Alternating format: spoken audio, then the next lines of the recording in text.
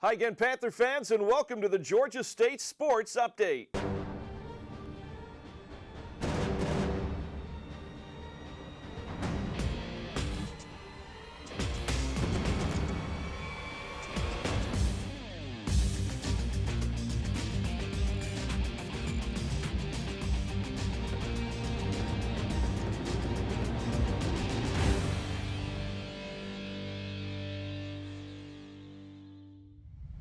Dave Cohen joined by Georgia State's head football coach Trent Miles, and the Panthers in an off week, meaning they're getting ready for Arkansas State. But in the meantime, congrats. The last time I saw you, we were talking about going to Muncie. 31-19 the final score, and Georgia State's second win of the season, second road win of the season, and you beat a MAC school on the road in beating Ball State. Great win. Our kids played well. Defensively, they did an outstanding job. Offensively, we had a spurt there in the second quarter where we played really well. Didn't play so well in the third quarter, but came back and scored in the fourth when we needed to, and it was a good win for our young men. Well, you talk about the offense, and of course, maybe one of the big plays in that game was, I think it was 67, 68 yards to Donovan Harden from Nick Arbuckle down what was my near sideline from where we're doing the radio broadcast from, right all the way down to the 1 yard line. Big play late in the game because we had struggled to score in that second half, early in the second half, and we got down to a 5-point game. That was a huge play. We needed those points. Yeah, it was huge for us. It was a great throw and great catch and route by Donovan, great throw by Nick. We did a good job once we got down there of offensive line hunkering down and getting us in the end zone on the quarterback sneak, and we were able to extend the lead, and then our defense went out on the field and held them every time that they needed to. So it was a great team win. We've learned a lot from it. Now it's time to move on and move to Arkansas State. You know, I know one thing about the defense, you just mentioned how well they played in that game. That's a Ball State team that had scored 41 points, albeit in the loss to Northern Illinois the week before, held them to just 19 points. Outstanding job defensively, and then to cap it off, the cherry on top is the interception by Brian Williams late in the ballgame. Yeah, they did a good job of creating 2 turnovers, but what they really did a great job of is not allowing the big play. Yeah. You know, the longest play from scrimmage against us was 19 yards. So they did a good job of keeping everything in front of them and rallying to the football and containing them. So when you can do those things and be consistent with it, you have a chance to win football games. Finally, before we go down to the field and talk to Nick and Donovan, a great way to go into an off week. Going into an off week the other way is not pleasant, but to go in after a really nice win on the road makes that following off week of work much more pleasant. A lot more excitement, a lot more, just positive feelings going all around, and that's what our program needs. They need to be positive and feel good about things because, they're working really hard, and we're getting where we want to go. Some of, at times we feel like we're not going fast enough, but we're getting there, and our kids are working hard, and it's great to see them get the reward of victory. 31-19 the final score. Georgia State a road win in Muncie, Indiana. They beat the Cardinals of Ball State. Our Brandon Lee caught up with quarterback Nick Arbuckle and wide receiver Donovan Harden right after the game.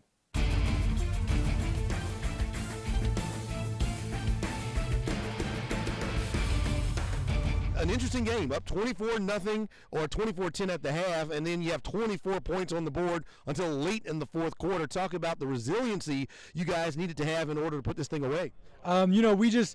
We kept pushing at the end of there, and our offensive line kept grinding, and eventually, we got the chance to call up one of our shot plays, and Donovan ran a great route, got open. Our offensive line gave me all day to throw the ball, and it made my job really easy to be able to deliver it to Donovan. If he was a little faster, we would have had a passing touchdown there, but he got caught at the 2. But that's fine. I got the offensive line helped me get a rushing touchdown after that either, but passing touchdown would have been nice if he was a little faster. Yeah, there should be some fun in the film room when you guys get back to Atlanta. Talk about the passing game overall. You go over 400 yards again, and it wasn't like you guys were forcing anything. You tried to run the ball. When you had runs, you ran them. But when you saw some plays down the field, you guys didn't shy away from that as well. Yeah, it was a different 400 yards than we put up versus Liberty, because Liberty was long 60, 70 yard pass after 60, 70 yard pass. Here we got really like 10 to 20 yards per completion, just moving the ball down the field, in chunks, but not huge chunks. And me and Robert were looking at his stats after the game. He had 125 yards. He had no idea he even got close to that. But he just had 9 catches and was getting 10 to 15 yards off each catch and eventually just added up. Donovan, talk about what happened on that route and how much that helped put this game away. It was actually a call by Coach Miles. The corner was actually kind of playing a little complacent. I was coming off the ball because we were focusing on running the ball.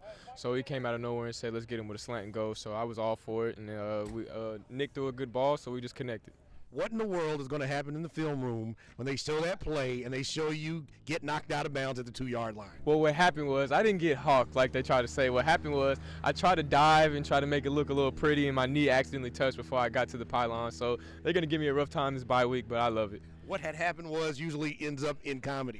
That's exactly right. Talk about how you guys persevered. You tried to run the ball, and you did when you could, but we lose Kyler Neal, and you have to adjust some things. Talk about how the passing game worked in you all's favor, and you didn't look like you had to force anything down the field. You got to run the scheme you wanted to run. I feel like our passing game is one of our biggest assets, so we can always fall back on that. We always focus on running the ball, which our offensive line did a good job. Kirk stepped up after Kyler Neal went out. Prayers for Kyler Neal. Hopefully he can come back this season. But like I said, it's just something, it's our scapegoat basically. So when we need a big play, we just put the ball in the air. Where are you? You came in, you were a little bit banged up. You wanted to get back in a little bit earlier this season. How are you feeling now? You've had a couple of games under your belt and a couple of big plays so far as well. I'm still not 100%, but like I said before, I'm ready to compete. I wouldn't do anything else but be out here with my team. I love it, every second of it. And what do you think it means for the morale? You guys get a win on the road, get a bye week so you can get healthy to go back to Atlanta with a win and try to make it 2 in a row. It's very important. I feel like that's going to actually carry over into the bye week. So I feel like we're going to have a good week of practice, good spirits out there. So that's going to carry over into a conference game, and hopefully we can come out with a win that week. Well, Georgia State football's back on the road this week, going to head into Sun Belt Conference play again, having already played at New Mexico State. But conference action this week in Jonesboro, Arkansas. Coach, got to go to Jonesboro and take on the Red Wolves of Arkansas State. It's a pretty good football team. Yeah, they might be the best team in the conference. I know we said that about Appalachian State, but when you watch Arkansas State on film, you know, they're a very good football team. They're excellent on defense and offense. They can run the ball. They're very athletic, very fast, very physical team that will present a lot of problems. So we've got to go and play our best ball. We've got to be able to be road warriors, you know, while we're on the road, and we have to execute, take care of the ball, and again play great defense and stop the run. And offensively, we have to find a way to run the football some. It's probably going to be rainy. It's going to be a little cool, and so you can't rely upon throwing it every single down. So we've got to find a way to be able to run the football and help our defense out, and at the same time control the clock and put points on the board. Well, as you get ready for this one, again, a misnomer about an off week. It wasn't an off week at all. No. It was just a little bit of skipping the step at practice this week. What'd you guys do practice-wise during this off week as you get ready for Arkansas State? We did a lot of work on fundamentals and techniques, getting back to basics. We wanted to get guys healthy, and we still got to work football and our schemes. So we got ahead on Arkansas State, but at the same time, we did a lot of fundamental work, a lot of individual periods where you don't really get during the season much, you know, when during game week, because you're trying to install everything and get everything ready for the game. So we just went back to the basics of football and how you play the game and getting better, making ourselves better. Well, it'll be another challenge for the defense this week. I'm sure you've seen this, but 3 straight Sun Belt wins for Arkansas State. They've scored 49, 49, and 37. So this team can score some points. Yeah, they're very talented. They're very fast. They can run the ball. They get outside on you. They've got great skill, and we've got to do a really good job of containing them.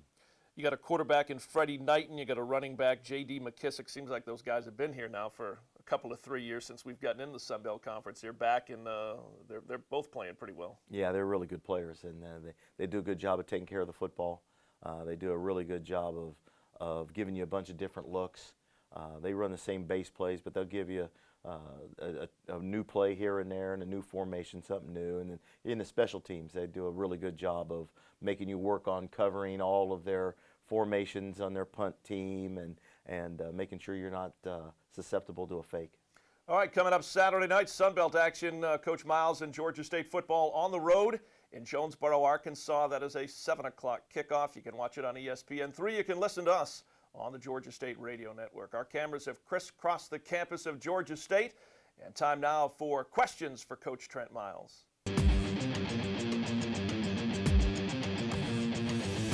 Hi, my name is Ojan Baraney. I'm a senior marketing major, and my question is, how does signal calling work on offense and defense?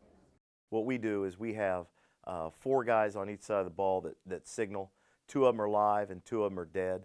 On offense, we'll have 1 guy signal in the formation and another guy signal in the play, while 2 other guys are signaling as what we call dummy signalers. And we do the same thing on defense where they're signaling in what the front is. 1 guy signals the front, the other guy signals in the coverage, and 2 other guys that are dummy signalers so that no one can get a beat on you and know who's live. And we switch those guys up either every game or in the second half. We might switch them, but that's kind of how signaling works. Hello, my name's Candace Lane. I'm a Georgia State senior and PR major. My question for you, Coach Miles, is in the pros, matchups are very important. Now, are they as important in college football? Individual matchups are important. When you're on the offensive side and you're looking at a defense, if they find a young man that might not be as good at coverage as someone else, you want to match up your best receiver on him as much as you can, but it usually has to stay within the system. We only get our players for 4 hours a day, 17 hours a week, not including the game. And in that time, that's got to include all the meetings and weightlifting. So you don't have a lot of time like you do in the NFL to reinvent the wheel each week.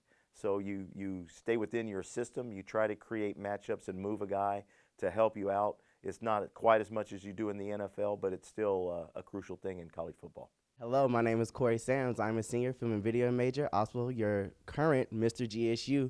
And Coach, I have a question for you. Does your family enjoy Halloween? Do you partake? And if yes, what costumes are your kids wearing this year? Well, my kids love Halloween. It's a big deal to them. And their costumes this year, I know my daughter Kaylee is going as a zombie football player. My son Noah is going as a football player. I think he's going as a Washington Husky. Don't ask me why. My daughter Anna is going, I'm pretty sure it's something out of Harry Potter because I've seen the wand. If not, I think it's a dog because I've seen the dog costume also. I think there's backup costumes because they changed their mind. And then my daughter Charlie, I have no idea. I'm sure, as Allison said, it's something to do with a princess, but I'll figure that out. And we'll be at Arkansas State on Halloween, so I'm sure I'll get pictures of them and text messages about how they've done. So it's a big deal to our kids. They love it, and I think it's a fun experience for them. All right, Coach, good questions this week. Appreciate you being here. We'll see you here next week. Let's go get a win in Arkansas. Thank you. All right, I want to thank Coach Miles for joining us. Again, Georgia State and Arkansas State Saturday night in Jonesboro, Arkansas. Right now, busy time at Georgia State athletically involving tennis, soccer, and volleyball. Time now to check what's coming up this week in Georgia State athletics.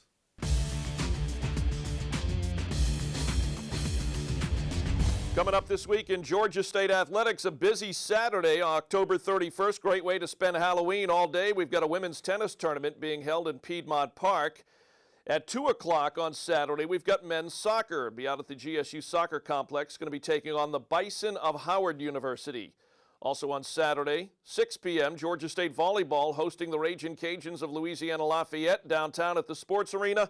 And at 7 o'clock Saturday night, Georgia State and Arkansas State football in Jonesboro, Arkansas. Coming up on Sunday, it's an all-day event. That's November the 1st, women's tennis tournament again, back in Piedmont Park. On Wednesday, November 4th, 7 p.m., women's soccer hosting Texas State out at the GSU Soccer Complex. And on Friday, November the 6th, 6 p.m. start, Georgia State volleyball and Arkansas State at the GSU Sports Arena downtown. And that's what's going on this week in Georgia State athletics.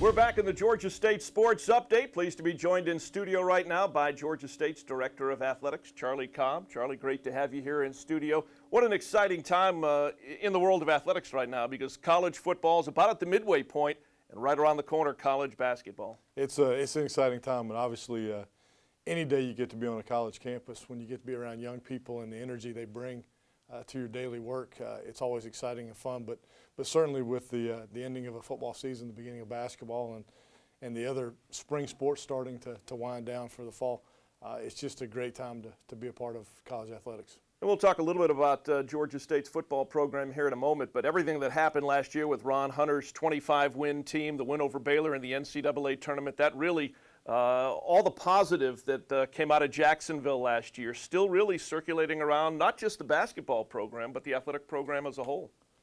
You know, I think it's vitally important to recognize the fact that athletics is the front door for a university, and obviously what Ron and his guys did last year in March was special and a fun time for all of us to be a part of. And as we've talked a lot about, it's not just one story that came from the run in terms of winning the conference championship, the win against Baylor in Jacksonville, but there's probably another 75 or 80 stories that have come from the way that team played and performed. And it's been a fun time to soak it in and talk about, obviously benefit from, capitalize on. But as I was just talking to Ron this morning about practice, I mean, part of it's fun and exciting for the recognition and the excitement, the energy. Another part of it is, hey, we're on to a new team and a new year and a new start. And it's a different team with some familiar players, but also some different players, and one that we're incredibly excited about. Of course, one thing that we haven't had the opportunity to do really but one time in the program in the history, and that's follow one of our former players in the NBA. And, of course, a lot of stories out about R.J. Hunter and the success that he's having in just the short time. At this point, he's been with the Boston Celtics, first-round pick, first time Georgia State has had a first-round pick in the NBA draft. So it's great to be able to keep up with him as well. Yeah, it's absolutely exciting. And one of the things, Ron, we were talking about yesterday was the fact that he says, you know, I'm not really a guy who likes to start freshmen as part of my team. He says, I've only started 2 in the 20-plus years I've coached, and both of them ended up being first-round NBA draft picks. And so the pressure, but the excitement, the energy that it puts to the young guys that could potentially fill that role, you know, the potential, it's exciting for them, it's exciting for our program. And, you know, we'll always be indebted for what RJ did for Georgia State basketball. We certainly wish him well. I think there's probably a couple thousand more fans for the Celtics in Atlanta. And so it's, you know, it's exciting to be a part of it. We also know when they come and play in November that there's a big contingent of Georgia State folks who want to be a part of celebrating that success for Ron, Amy, and RJ. So look forward to that and look forward to his career and watching it develop. Turning our attention now from Panther basketball to Panther football, it was a great trip to Muncie, Indiana. 31-19, the final score over Ball State. This team's got 2 wins, 2 and 4 at this taping, but both the wins have come on the road. Yeah, you know, winning's always fun. We all recognize that, and it was certainly exciting to watch what Trent and his staff and the kids were able to do in Muncie. And you see the energy on the sideline. You saw the energy in the locker room pregame. The warm-ups, there was a definite crispness to how we were preparing for the game. And they said they had a good week of practice leading up to it. So all the puzzle pieces were in place for us to play well, and we did. And it's certainly an exciting thing. And one of the things that I'll always remember is when you walk in that locker room and when you see genuine emotion, whether it's sadness or joy or even relief in some cases. But to watch those kids get genuinely excited about what they had just accomplished against a team that very much is like Georgia State. It's a you know, Ball State, the MAC schools have played a lot longer than we have, but it's a mid-major program. Year in and year out, you're going to be dependent upon the recruiting that you did the several years prior to it and hopefully adding the pieces. But the reality of it is that Ball State's a program very much like ours. And so to go on the road and win certainly shows the potential of what this team is about. I think everybody associated with the football program will tell you that they feel like we should be 4-2 and not 2-4. So those are 2 games we can't get back at home that we feel like we should have won. But the exciting part for us is that we've got 6 games remaining on the schedule. We've got some winnable games in front of us. The coaches recognize that. The players recognize that. Everybody who's a Georgia State fan recognizes that. And as Trent and I, we talked on the flight back, I said, whatever we did in Muncie in terms of preparation for the game, we need to replicate that at home, because certainly that's the next step in the evolution is if you're going to be a good program, a good team, you win your home games and try to win some games on the road, and we need to win some home games, and they recognize that. Let's talk a little bit about facilities, kind of coming out of comments about football, because we got the brand new weight training facility over at football. Right around the corner, basketball practice facility in the old swimming and diving complex right next to the sports arena. And I'll save a quick comment from Turner Field here in a minute. Sure. You know, it's been great to notice you've actually taken advantage of the new weight facility over at the football complex. I can see that it's really paying dividends. There you go. Hopefully for our guys, they benefit more from it than you do, or you have, I should say. And so we'll try to make use of it. But it's a great facility, and it's certainly everything that we need, not only for our football program, but also for other teams as space and time will allow. for that to occur. But it's part of the evolutionary process for us. If we're going to have a quality Division I FBS football program, there's certain amenities that we need, but there are also certain necessities that we need. And one of those necessities that we need is a strong strength and conditioning program. It's the old adage of bigger, faster, stronger, and that's what we need to get. And certainly the developmental pieces that go with that are hugely important for our success.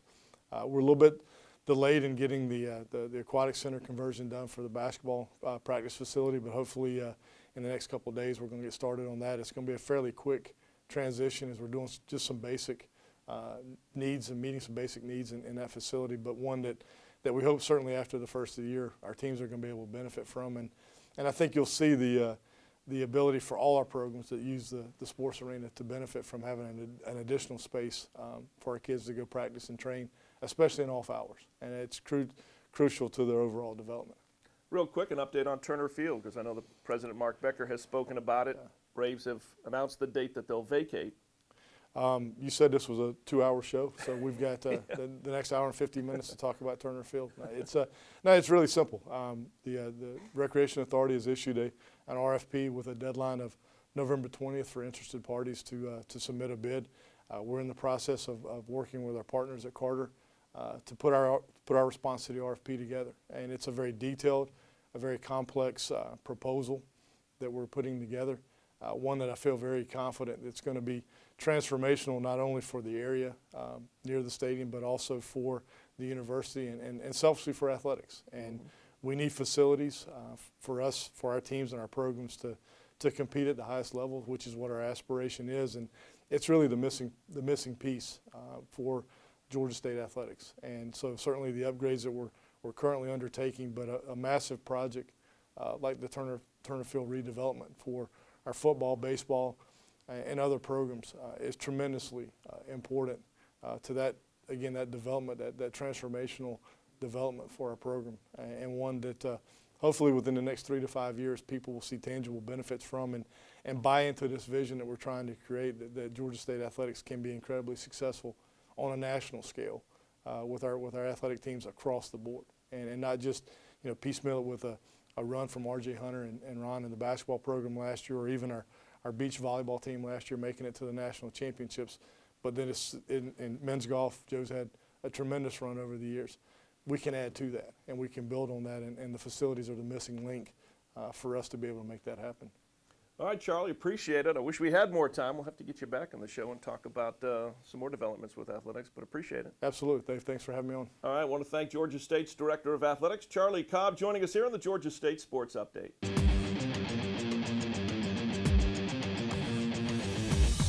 College basketball's right around the corner when it's almost time for the GSU Panther Town. That's the hospitality management class of GSU professor Deb Robb. They've been doing this event for a number of years. This year, prior to the November 13th season opener against Middle Georgia State University, it'll be a pregame tailgate and event at the sports arena.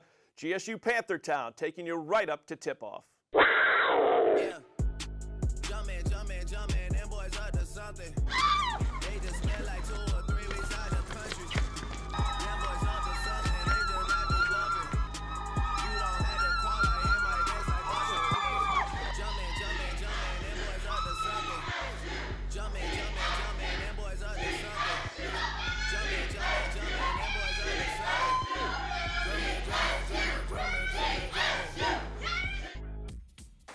Our class project is to create an event to get the students of Georgia State together and make us feel more like a family. So what we're going to do is, for the opening home game for the basketball season, is throw a tailgate and where the students can come and celebrate and get riled up for the first game of the season. To sell out the entire stadium and have a rockin' student section to show that Georgia State is very supportive of our athletics and that we can rival the best of them for noise. Like, I love Georgia State because it's done so much for me, and I just want to give back. And I just wish that would continue with football, basketball, tennis, everything, for people to have pride in their school and academics.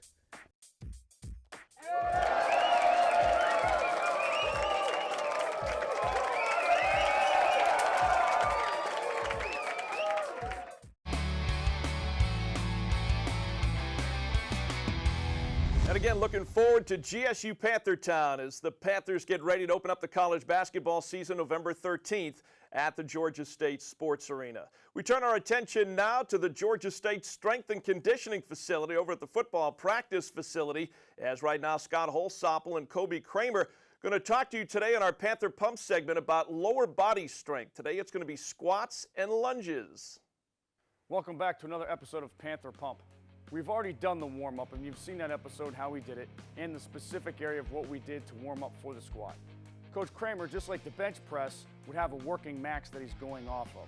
We would check that working max, and then he'd come over here to get ready to try and get better. His whole focus is, once again, to use an example, if 410 was his working max, and we're going 3 sets of 5, 75%, that's 315. He would follow the exact chart, and his goal is to get better. And we wouldn't push any extra reps. His goal is to get 3 by 5 with that weight. And then later on, we'll move and show you what we do post-squatting. So Coach Kramer here is all set up to warm up on the squat. He's going to dress the bar, hands a little wider and shoulder width apart, and what's comfortable for him. He's going to put the bar on his upper back, flexes his core, 2 good steps out. You also notice we have the spot rails. The spot rails are set at his lowest range of motion. That way, in case he didn't get it, he's safe, as once again, safety never takes a holiday. So Coach Kramer's gonna push his knees out, sit his butt back, and you notice you have this nice flat back right here. Nice flat back, weight is on his heels and pushing to the outside. He's kind of spreading the floor. And you can see his perfect form. His knees not driving over. He's got a good positive shin angle. His head straight ahead. And right now he's just hitting his warm-up. Now, if for some reason he's getting up on the last rep and I want to spot him, I'm going to spot behind him. He's going to come down. I'm going to go right along with him, pull his shoulders up. I'm going to hit him in the hips and drive him up and out of the bottom position. You go ahead and rock, Coach. And that's 2 of the ways we would also spot. You would spot him like that, or we have the handrail set up just in case, because we wouldn't want a chance the risk and reward cost again. Our whole idea is to get stronger so we can go out and become better football players. Okay, now after the barbell squat, we're going to move into a unilateral or a single leg movement. Ours is going to be a single leg walking lunge. We're going to use our power blocks here, very similar to dumbbells except for they're adjustable. Coach Kramer's going to bend his knees and pick them up the right way, flat back, just like he's going to do a squat. Now, he keeps his shoulders back, his neck bold, his abs tight, or his core, and he's going to take 1 step out, barely kiss the knee, drive up, right in the next step. See how his shoulders are back, his neck's bold, his abs are tight, his front knee doesn't come over his toe, and he drives through his heel on every step. We're going to get about 20 steps, and then we'll take a rest. Thanks for tuning in for another episode of Panther Pump. Today we covered our lower body, barbell squats, single leg lunges, and glute ham. Busy show today here in the Georgia State Sports Update. Want to thank Director of Athletics Charlie Cobb for joining us, as well as head football coach Trent Miles and the folks from the hospitality management class of Professor Deb Robb. Coming up this weekend, Georgia State on the road. We'll be in Jonesboro, Arkansas, back in the Sun Belt Conference. Georgia State and the Red Wolves of Arkansas State. You can watch it live on ESPN3. You can listen live to us on the Georgia State Radio Network. For the entire crew, I'm Dave Cohen. We'll see you next week right here on the Georgia State Sports Update.